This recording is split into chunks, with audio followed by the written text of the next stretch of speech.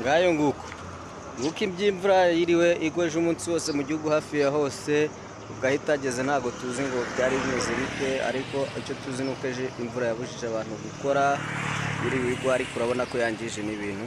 Ibi ni bimwe mu bikorwa tutangiye kubona biri mu gishanga byatangiye kwangirika.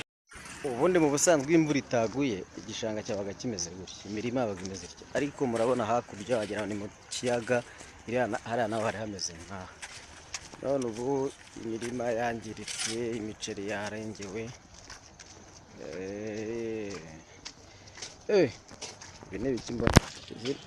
Ni indogobe, ni imvubu,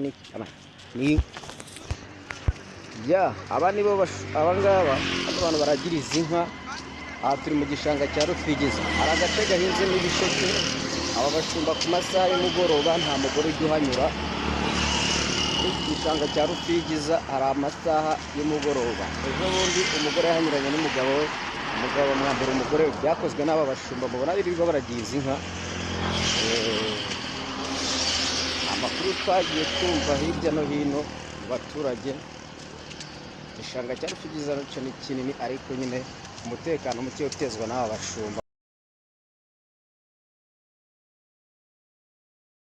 Amasabo babo ni ikibazo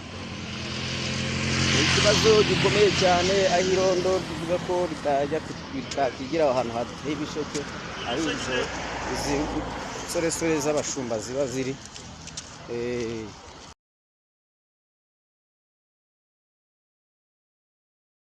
Zikorobereza kuri urwo ruhande rw'ibisheke, kandi hari akayira nyabagendwa.